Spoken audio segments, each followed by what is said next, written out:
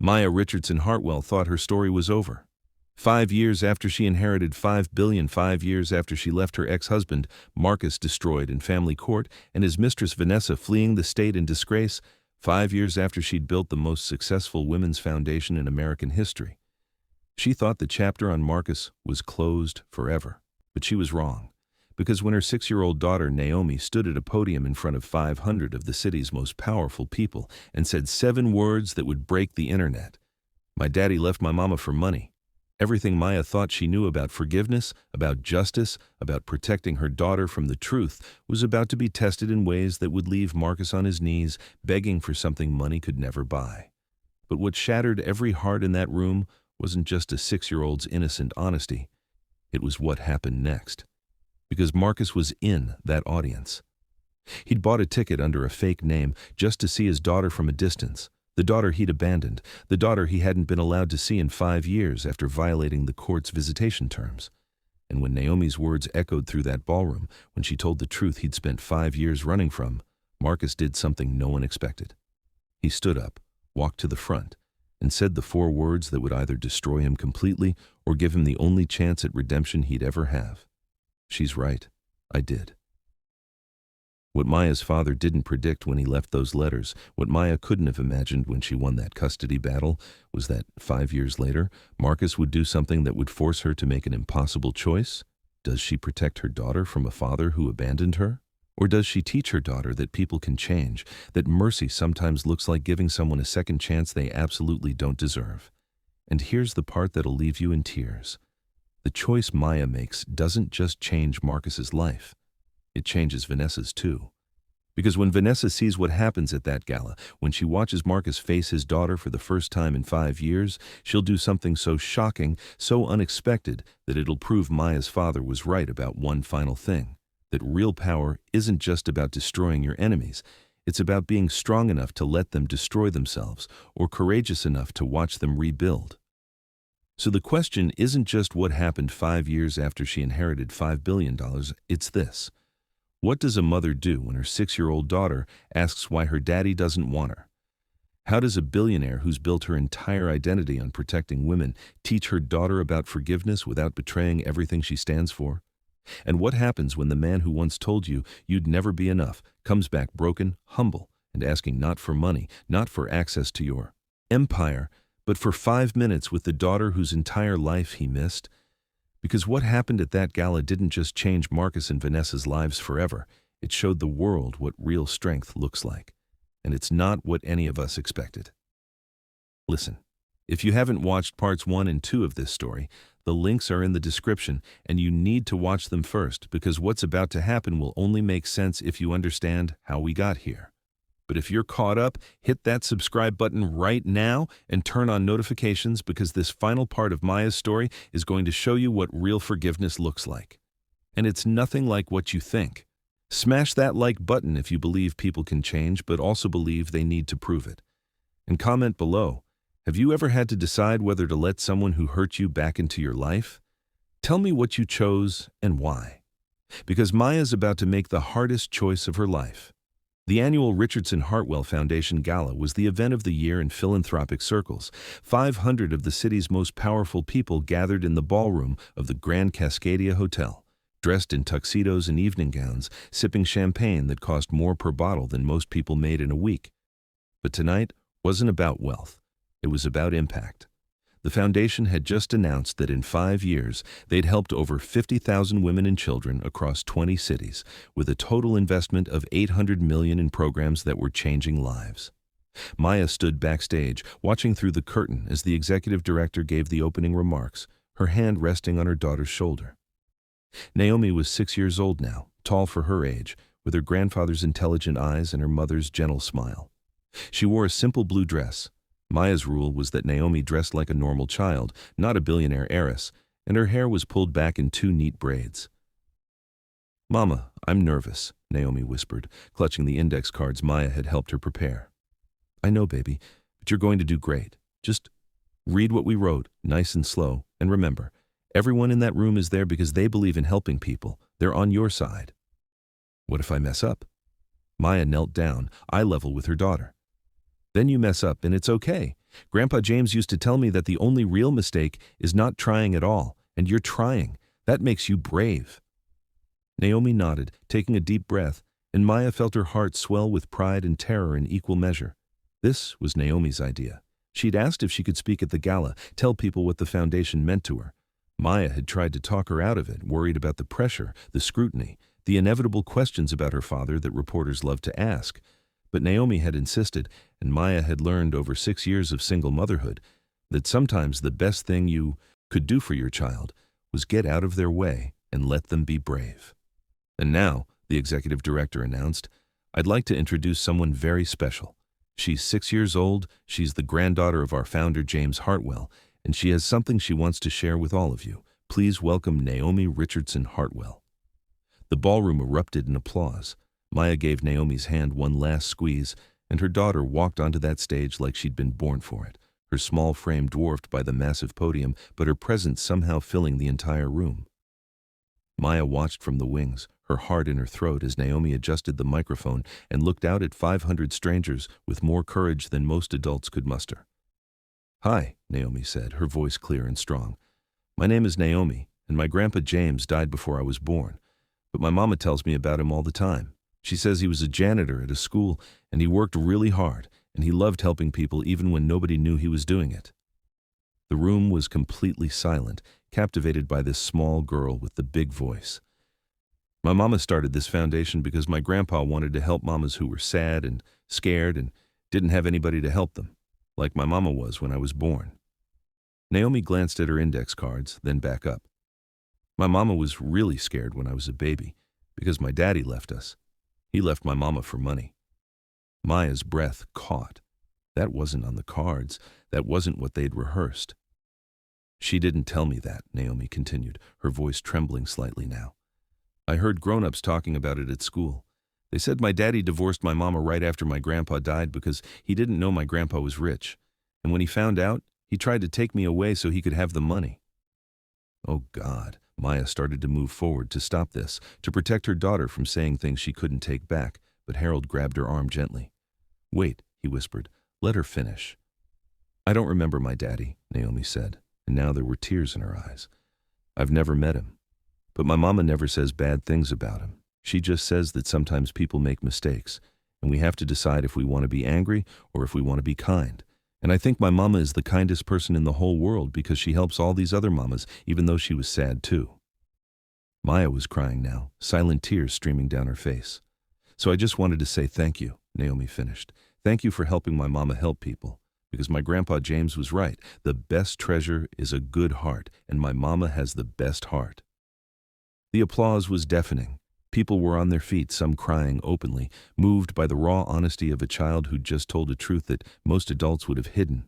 But Maya wasn't watching the crowd. She was watching Naomi's face, seeing the relief and pride and something else. Question forming that Maya knew was coming eventually, but wasn't ready to answer. And then everything stopped. Because a man stood up in the middle of the ballroom, a man Maya would have recognized anywhere, even though he looked nothing like he had 5 years ago. Thinner, older, worn down by life in ways that wealth used to protect him from. Marcus. He walked toward the stage slowly, and Maya's security team started to move, but she held up her hand. "Wait." Marcus stopped at the edge of the stage, looking up at Naomi, really looking at her for the first time in her entire life. "You're right," he said, his voice breaking. "I did. I left your mama for money, and it's the worst thing I've ever done. Not because of the money I lost, because of you, because I missed your whole life." The ballroom was so quiet you could hear people breathing. Naomi stared at this stranger, her 6-year-old mind trying to process what was happening. "Are you my daddy?" "I'm the man who should have been your daddy," Marcus said, tears streaming down his face. "But I wasn't. I was selfish and stupid, and I threw away everything that mattered. And I know I don't deserve to talk to you. I know I have no right to be here. But I heard you were speaking tonight, and I needed to see you. Even from far away, I needed to see the person I should have known." Maya was moving now, walking onto that stage, putting herself between Marcus and Naomi, every protective instinct screaming. "Security, please escort Mr. Richardson out of the building. Maya, please. You violated the court order. You're not allowed within 500 feet of Naomi. Leave, now. But Naomi's small hand grabbed Maya's arm. "Mama, wait." Maya looked down at her daughter, this beautiful, brilliant, brave little girl who was watching her father with curiosity instead of fear, with questions instead of anger. "Is he really my daddy?" Naomi asked quietly. Maya's throat closed up. She'd known this moment would come eventually, but not like this. Not in front of 500 people. Not with Marcus standing there broken and begging. "Biologically, yes," Maya managed. "But Naomi, this is complicated. This isn't the time." "I just want to say one thing," Marcus interrupted, his voice desperate. "Just one thing, and then I'll leave and never come back if that's what you want." Maya should have said no, should have had him removed, should have protected her daughter from this man who'd proven over and over that he couldn't be trusted. But something in his voice stopped her, something different than the Marcus she'd known, something broken, but real. 30 seconds, she said coldly. "Then you leave." Marcus knelt down, making himself smaller, less threatening, and looked at Naomi. "I was supposed to be at the hospital the night you were born. I was supposed to hold you first and tell you I loved you and promise to protect you forever. But I wasn't there. And every day since then, every single day for 6 years, I wake up knowing I missed it. I missed your first word, your first step, your first day of school. I missed everything, and I can't get that back. I can't fix what I broke." He pulled something from his pocket, a small, worn photograph. "But I want you to know that I think about you every day. This is a picture your mama posted online when you were 3 days old. It's the only picture I have of you. And I look at it every morning and every night, and I tell myself that maybe someday, if I can become someone worthy of you, maybe I'll get a chance to say I'm sorry. Not to ask for anything, just to say I'm sorry." He set the photograph on the edge of the stage and stood up. "Thank you for letting me say that. I'll go now." He turned to leave, and Naomi's voice rang out, "Wait." Everyone froze. Naomi looked at Maya. "Mama, can I ask him something?" Maya's heart was breaking. This wasn't fair. This wasn't how this was supposed to go. But she looked into her daughter's eyes and saw something that terrified her, hope. "One question," Maya whispered. Naomi turned to Marcus. "If you could have a do-over, would you stay with my mama?" The question hung in the air like a grenade. Marcus's face crumpled. "Yes, God, yes, I would stay. I would be there when you were born. I would change your diapers and wake up for night feedings and teach you to ride a bike. I would tell your mama she was enough every single day until she believed it. And I would never, ever leave." "But you did leave," Naomi said simply. "So why should I believe you now?"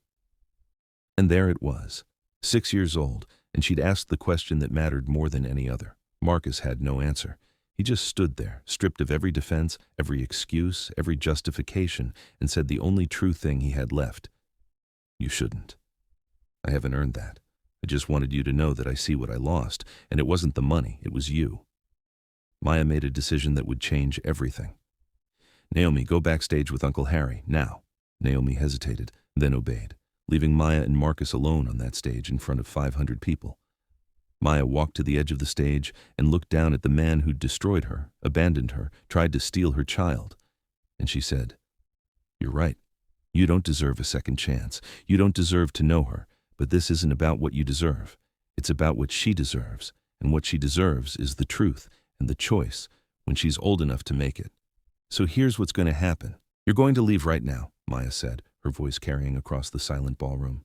"You're going to go home and you're going to write Naomi a letter. Not me, her. You're going to explain, in words a 6-year-old can understand, why you weren't there. You're going to be honest. You're going to take responsibility. And you're not going to make excuses or blame me or talk about the money. Just the truth." Marcus nodded, barely breathing. "Then you're going to mail that letter to my attorney. He'll review it. If it's appropriate, if it's honest, if it's truly about her and not about you, he'll give it to me. And I'll read it. And if I think it won't hurt her, I'll give it to Naomi. That's step 1. No guarantees, no promises, just a letter." "Okay," Marcus whispered. "What's step 2? "There is no step 2 until step 1 happens. And Marcus," Maya's voice turned to ice, "if you show up uninvited again, if you violate the court order again, if you do anything that makes me question whether you've actually changed or if this is just another manipulation, I will make sure you never get another chance. Do you understand me?" "Yes." "Then leave.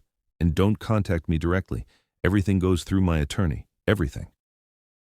Marcus took one last look at the stage where his daughter had been, nodded, and walked out of the ballroom. The doors closed behind him, and the room erupted into whispers. Maya stood there for a moment, shaking, then turned to find Harold and Naomi backstage. Her daughter was sitting in a chair, swinging her legs, looking smaller than she had on that stage. "Mama, are you mad at me?" Maya pulled her into a fierce hug. "No, baby, never. You were so brave tonight, so honest. I'm proud of you." "Is my daddy going to come back?" "I don't know. Maybe, if he does what I asked him to do." "Do you want him to come back?" Maya pulled back to look at Naomi's face, wiping away a tear from her daughter's cheek. "What I want doesn't matter as much as what you need, and I think you need to know the truth about who he is, good and bad. And then, when you're older, you can decide what kind of relationship you want with him, if any." "What if he hurts me like he hurt you?" Maya's heart shattered. "Then I'll be right there to protect you, always. That's what mamas do." That night, after the gala, after the press had been managed and the guests had left and Naomi was finally asleep, Maya sat in her study with Harold, a glass of wine she wasn't drinking in her hand. "You did the right thing," Harold said quietly. "Did I? I just gave the man who abandoned my daughter access to her. What if he hurts her? What if he disappoints her? What if—" "Maya, your father left you those letters because he trusted you to know when to show mercy and when to show strength. Tonight, you showed both. You set boundaries, clear ones, and you gave Naomi something more valuable than protection from disappointment. You gave her agency. The ability to know her own story and make her own choices about it. She's 6 years old. She's James Hartwell's granddaughter. She's stronger than you think." Maya wanted to believe that. She wanted to believe she hadn't just made a terrible mistake. The letter arrived 4 days later. Harold called Maya to his office, the envelope sitting on his desk like something dangerous. "I've read it," Harold said. It's good, Maya. It's honest. It's age-appropriate. And it doesn't ask for anything." Maya's hands shook as she opened it. The handwriting was careful, like Marcus had written it multiple times before settling on these exact words. "Dear Naomi, my name is Marcus, and I'm your father. I know that might feel strange to read because we've never met, even though you're 6 years old now. That's my fault. Not your mama's, not yours, mine. When you were about to be born, I made the worst decision of my life. I left your mama because I was scared and selfish, and I thought I wanted different things than what I had. I thought money and success and an easier life would make me happy. I was wrong about everything.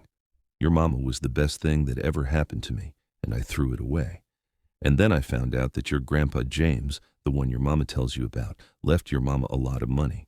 And instead of being happy for her, instead of wanting to help, I got greedy. I tried to take you away from your mama not because I wanted to be your dad, but because I thought it would give me access to money. I know that's hard to understand. It's hard for me to understand how I could have been that terrible. But I was. The judge said I couldn't see you because I hadn't earned the right. And he was correct.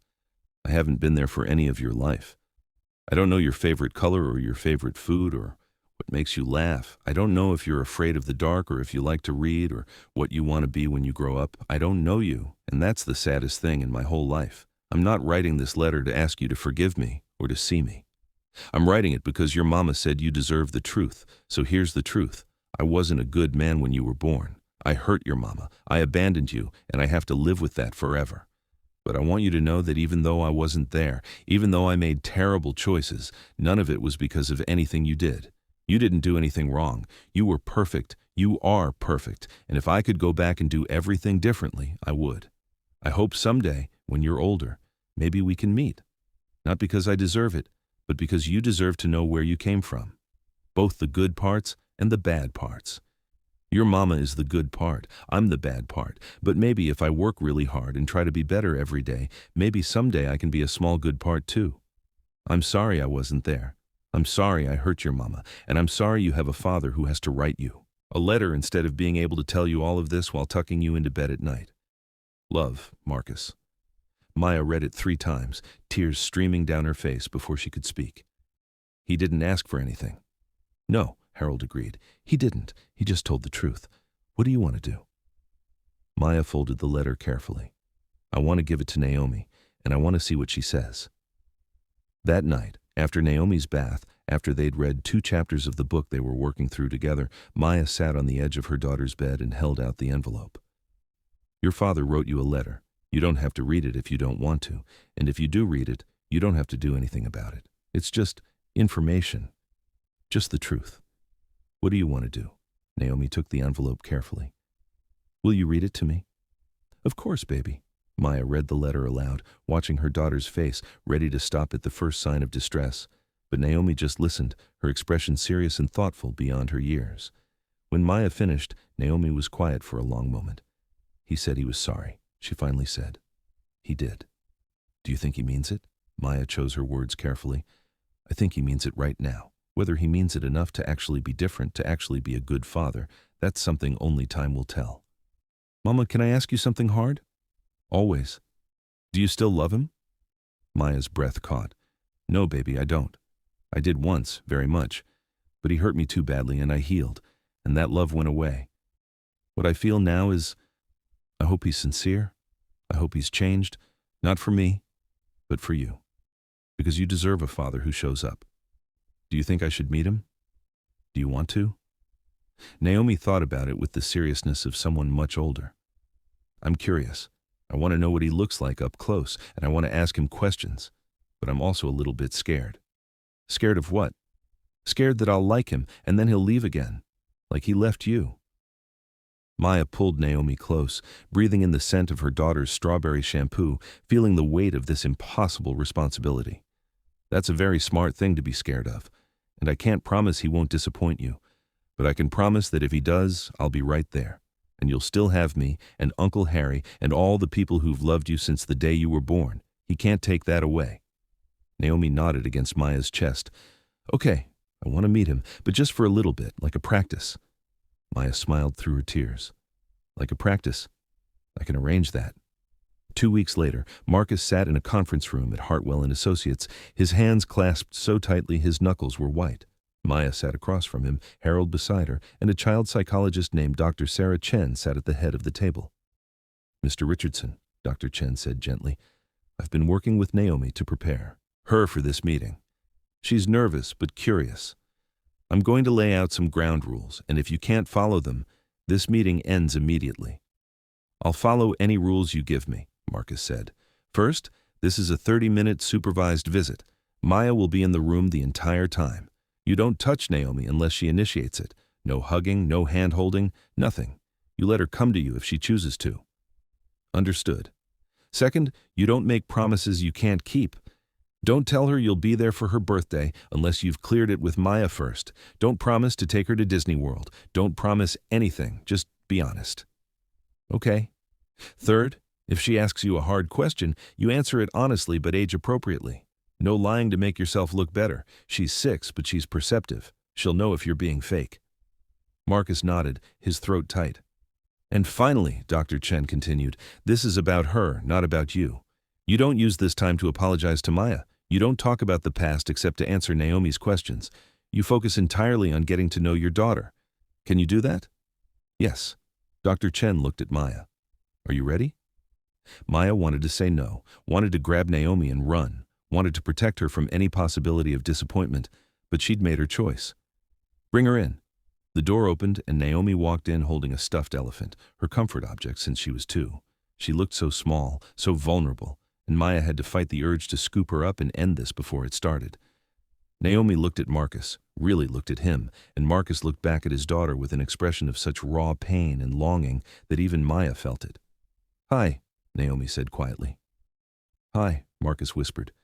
Thank you for agreeing to meet me. Naomi sat down next to Maya, still clutching her elephant. You look different than I thought you would. Different how? Sadder. Marcus let out a breath that was almost a laugh. Yeah, I'm pretty sad. I've been sad for a long time. Because of what you did? Yes. Naomi swung her legs, thinking. What's your favorite color? The question was so unexpected, so perfectly Naomi, that Marcus actually smiled. Blue, like the ocean. What's yours? Purple, and also yellow. I can't decide. She paused. Do you have any pets? No? Do you want one? Naomi glanced at Maya. Mama says maybe when I'm older and can help take care of it. That's smart. Pets are a big responsibility. They sat in awkward silence for a moment. Then Naomi asked the question that made everyone in the room hold their breath. Why did you leave my mama? Marcus looked at Dr. Chen, who nodded. Truth. Because I was scared and stupid, Marcus said carefully.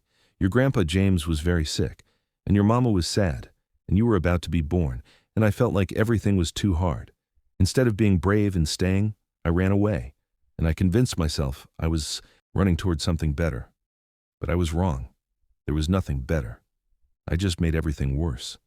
Did you love my mama? I did, very much. But I didn't love her the right way. I didn't love her enough to stay when things got hard, and that's the worst kind of failing. Naomi processed this. Do you love me? Maya's heart stopped. Marcus's eyes filled with tears. I don't know you well enough to say that in a way that means anything, but I want to know you. I want to earn the right to love you if you'll let me. That's honest, Naomi said, nodding like a tiny adult. I like honesty. They talked for the remaining 20 minutes. About school, about Naomi's favorite books, about what Marcus did for work now. He managed a small hardware store, nothing glamorous, barely making ends meet. It was awkward and halting and full of silences, but it was also real. When Dr. Chen said time was up, Naomi stood to leave, then paused. Can I ask you one more thing? Anything. If we do this again, will you actually show up, or will you leave like you left before? Marcus looked at Maya, then back at Naomi. I'll show up, I promise. And if I can't for some reason, I'll tell you why ahead of time. I won't just disappear. Okay. Naomi walked toward the door, then turned back. You're not as scary as I thought you'd be. After she left, Marcus sat there shaking. Thank you, he said to Maya. I know I don't deserve that. Thank you. Maya stood, gathering her things. I didn't do it for you, I did it for her. And Marcus, you made a promise to a 6-year-old. If you break it, if you disappoint her, if you prove that you haven't actually changed, I will make sure you never get another chance. Are we clear? Crystal clear. Maya left him sitting there, probably crying, probably realizing what he'd lost and what he was trying to get back. Over the next 6 months, Marcus showed up. Once a month, supervised visits, 30 minutes each, always on time, always prepared, always focused entirely on Naomi. He didn't ask for more time, didn't push for unsupervised visits, didn't complain about the restrictions. He just showed up. And slowly, impossibly, Naomi started to warm to him, started to ask when the next visit was, started to call him Marcus instead of that man or my father. Maya watched it happen with a mixture of relief and terror, relief that Naomi was getting to know her father, terror that he'd eventually revert to who he was and break her daughter's heart. But on the day of Naomi's 7th birthday, something happened that changed everything. A package arrived at Maya's brownstone. Not from Marcus, the return address was from a women's shelter in Cleveland, Ohio. Inside was a letter, and it was from Vanessa Chen. Maya's hands shook as she opened it, expecting poison, expecting one last attack, expecting anything but what she found. Dear Maya, I don't expect you to read this. I don't expect you to care. But I'm writing it anyway because my therapist says that making amends is part of healing, even when those amends aren't accepted. I destroyed your life. I helped Marcus destroy your life. I whispered, finally, when your father died. I testified against you in court. I tried to ruin you with fake evidence, and for 5 years, I've been living with the consequences of those choices. I lost my career, my reputation, my financial stability. I declared bankruptcy. I moved across the country to escape the scandal. And for a long time, I blamed you. I told myself you were the villain, that you'd somehow won unfairly, that if you'd just shared your money, none of this would have happened. But I was lying to myself. You didn't do anything to me. I did it to myself. I'm writing this from a women's shelter where I've been living for the past 3 months. I lost my apartment, lost my job again, hit rock bottom in ways I never imagined possible. And you want to know the most ironic part? The shelter I'm staying in is funded by your foundation. The Richardson Hartwell Foundation, your father's legacy, the counseling I'm receiving, the job training, the second chance I'm getting. It's all because of you. The woman I tried to destroy is the reason I have hope right now. I don't deserve your forgiveness. I don't even want it, because I don't think I could handle the weight of your mercy. But I wanted you to know that I finally understand what your father was trying to teach you, what you've been showing the world through your foundation. That real power isn't crushing your enemies. It's being strong enough to help them even after they've tried to hurt you. I'm going to spend the rest of my life trying to be better. Not for you, for me. And for all the people I hurt by being who I was. Thank you for giving me a second chance, even though you had no reason to. I'll never contact you again. This is goodbye.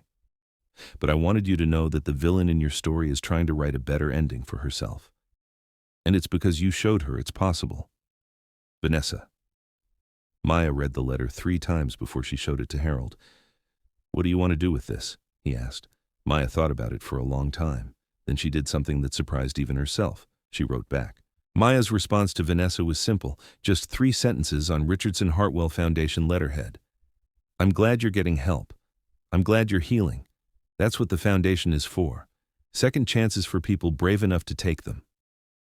She didn't expect to hear from Vanessa again, and she didn't.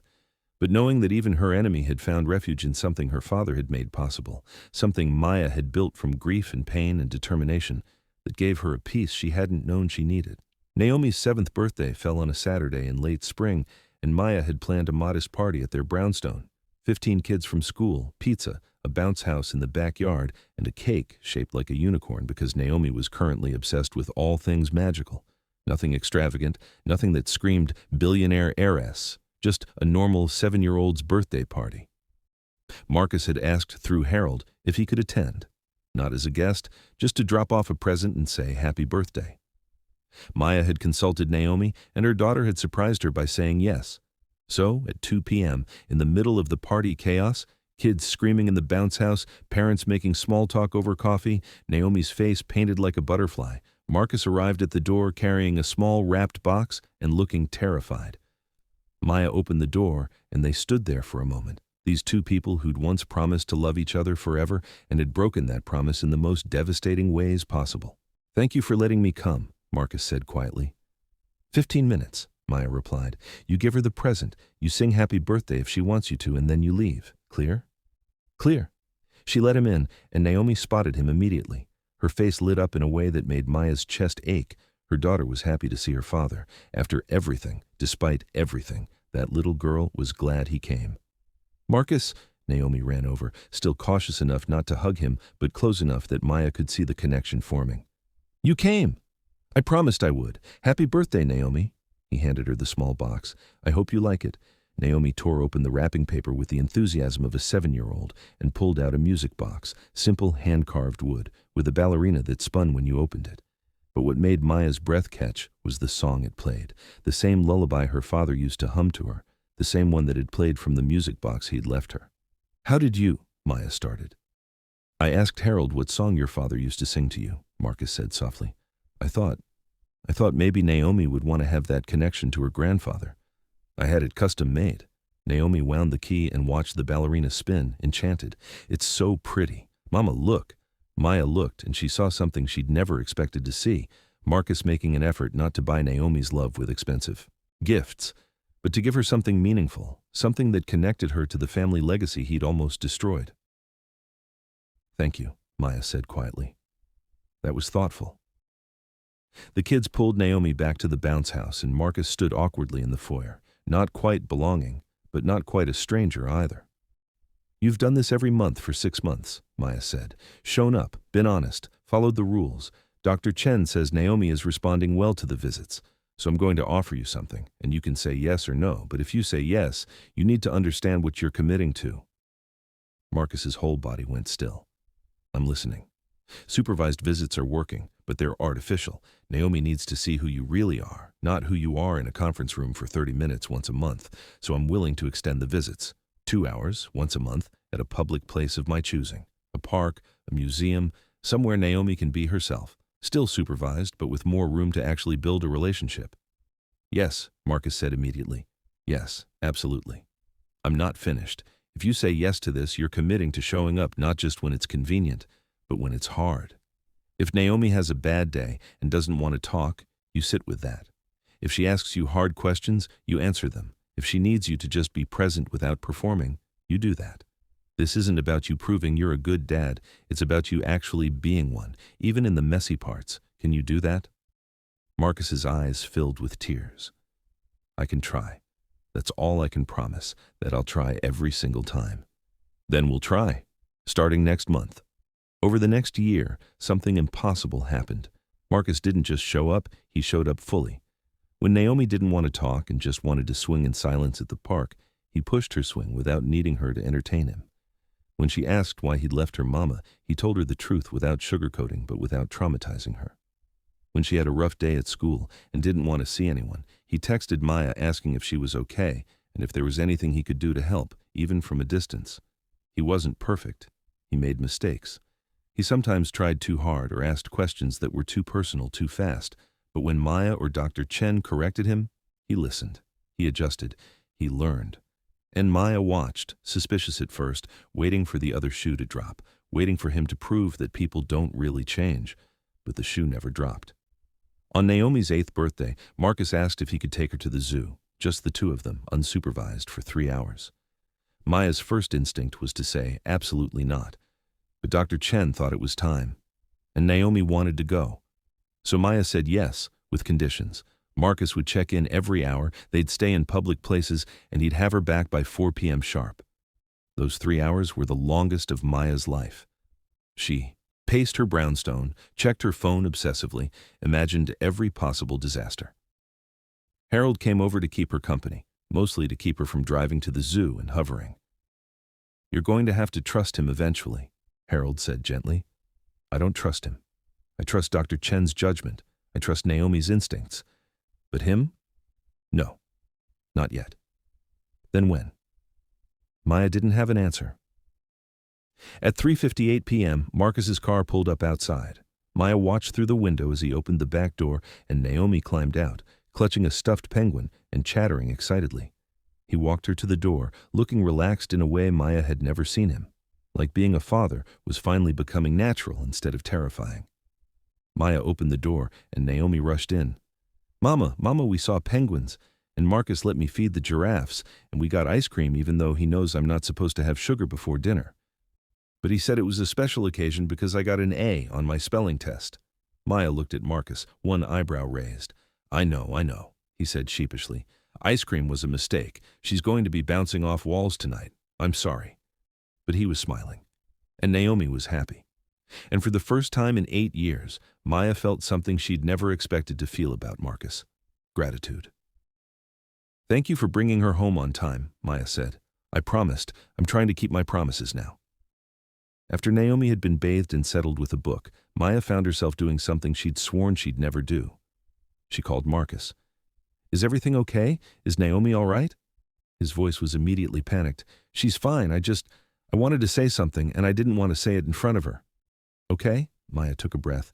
"You've been showing up for over a year now. You haven't missed a single visit. You haven't made excuses. You've respected every boundary. You've put Naomi first even when I know it's been hard, and I need to acknowledge that. You're not the man you were 8 years ago." There was silence on the other end. Then, "Thank you. That means more than you know. I'm not saying I forgive you. I'm not saying we're friends. And I'm definitely not saying I trust you completely. But I'm saying I see the effort. And for Naomi's sake, I'm grateful for it. Maya, can I ask you something? Depends on the question. Do you think there will ever be a day when I'm allowed to just be her dad? Not supervised, not conditional, just her dad?" Maya thought about it carefully. "I think if you keep showing up, if you keep doing the work, if you prove over years, not months, Marcus, years, that this is who you are now, then maybe. But that's Naomi's decision as much as mine.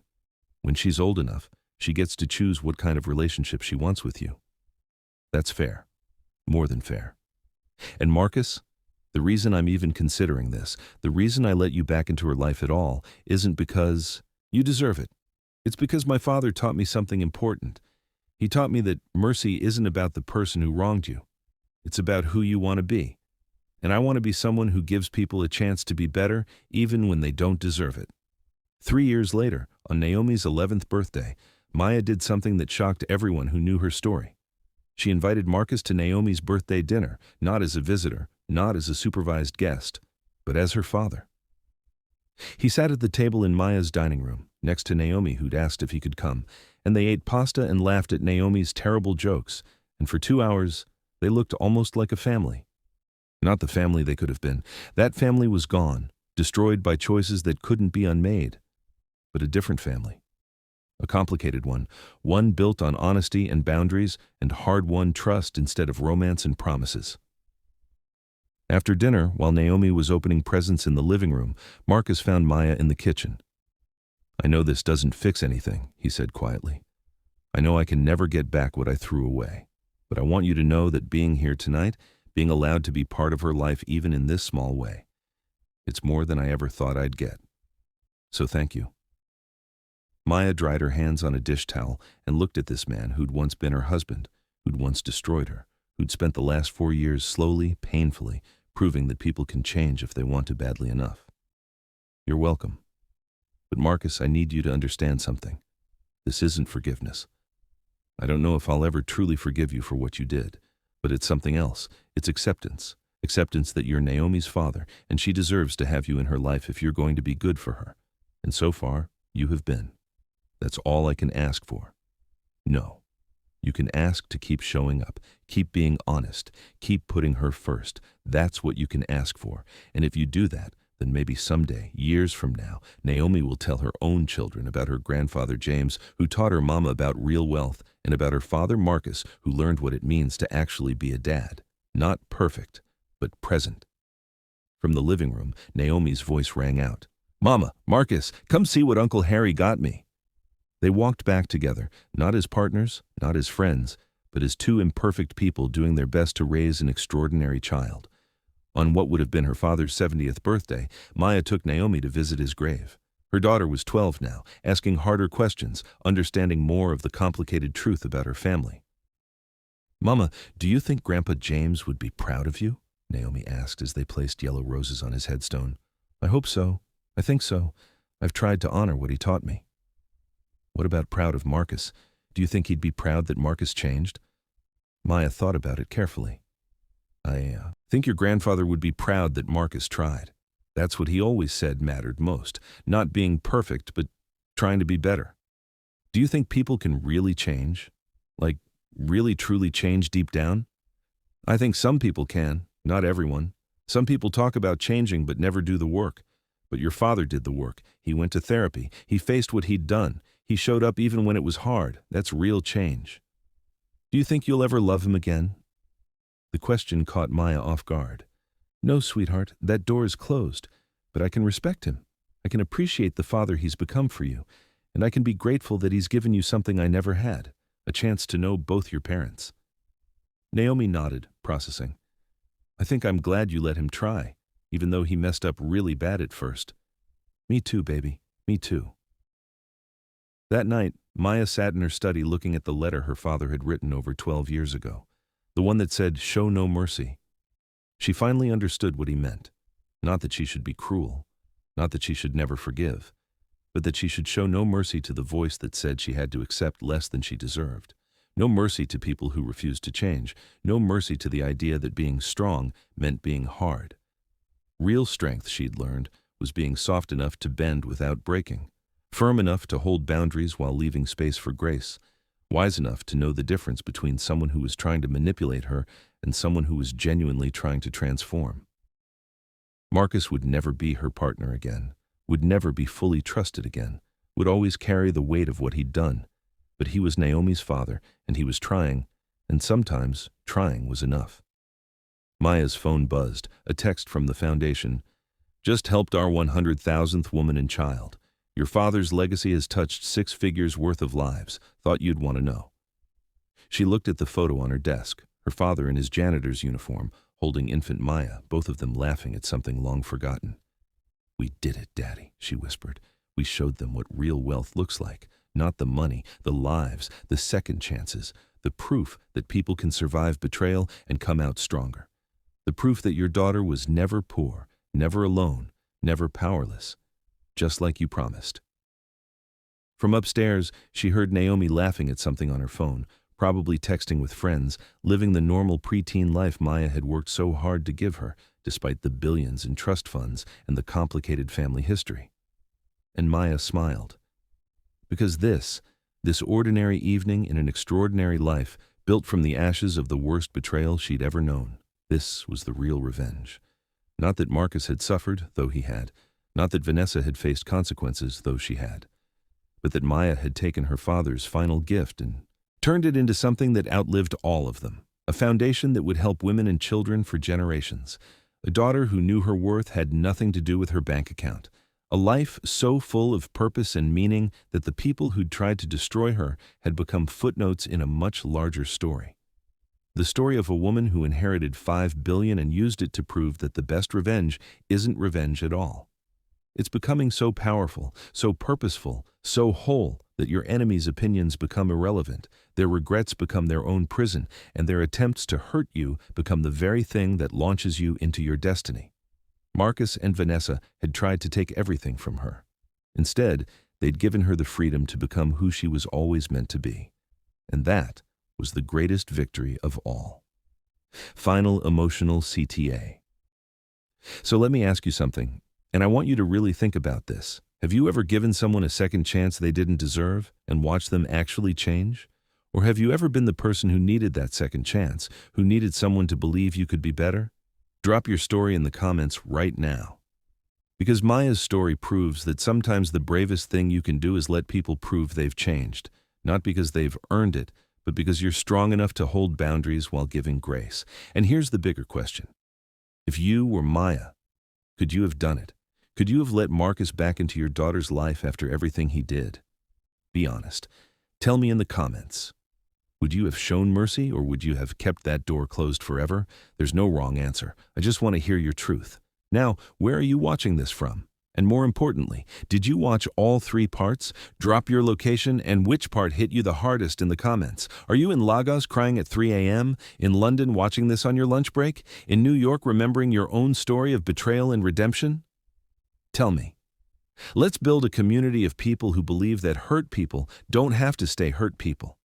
If you watched all 3 parts of Maya's story and you're sitting there with tears streaming down your face, understanding that forgiveness doesn't mean forgetting, that boundaries can coexist with grace, that real wealth is measured in lives changed and not dollars earned, then you need to do 3 things right now.